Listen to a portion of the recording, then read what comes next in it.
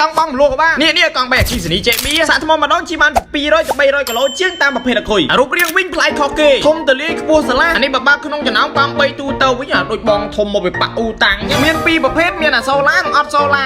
ហ្នឹងវាគ្រាន់តែជួយជំនួយបានអគុយនឹងបន្ថែមបាន20ទៅ30គីឡូប្រើប្រាស់ម៉ូទ័រ4000វ៉ាតបំពាក់មកនៅជាមួយនឹងអគុយលីជូមានការធានា2ឆ្នាំទៅលើម៉ូទ័រនិង2ឆ្នាំទៅលើអគុយអាចជីកាត់ទឹកបានដោយកង់3ទូទៅទិញទៅហើយអត់មានចាំបាច់ត្រូវមកបដូរថ្មបដូរអីនឹងក្រុមហ៊ុនទេអាចយកទៅសាក់ថ្មនៅផ្ទះខ្លួនឯងបើងាកទៅមើលដបវិញរឹងមាំផលិតចេញពីដៃយើងមានតំណពីខាងក្រោមដើម្បីកុំឲ្យខ្នៅពេលដែលយើងជីទៅអាកាន់តែពិសេសនោះមានតកាមេរ៉ាសម្រាប់មើលផ្នែកខាងក្រោយនៅពេលដែលយើងរយ៉ាថយក្រោយប្រើប្រាស់ជាមួយនឹងប្រព័ន្ធ Bluetooth ដែលអាចធ្វើការស្ដាប់ចម្រៀងចាក់ស្ដាប់វិទ្យុ speaker រហូតដល់2គ្រាប់បើនិយាយពីកៅអីអ្នកបើកហើយកៅអីអ្នកដំណើរនេះធំដូចគ្នាកន្លែងអ្នកបើកសើបើកបានម្ដង3នាក់តោះតែកន្លែងអ្នកដំណើរនោះក៏ធំទលាយមានតែកៅអីស្គួរមួយទៀតឥឡូវហ្នឹង JB មានទាំងទីងដាច់មានទាំងបងលោទៀតកង់3ហ្នឹង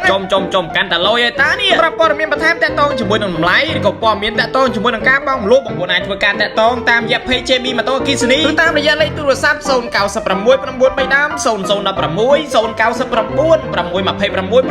ដើមលេខ Telegram លេខ099ហ្នឹងឬក៏បងប្អូនអាចធ្វើការមកមើលដល់ទីតាំងដែលទីតាំងរបស់យើងស្ថិតនៅលើផ្លូវ271សកាត់ទឹកឡោះ3ខណ្ឌទូតកោរាជធានីភ្នំពេញម្ដុំសាហេលី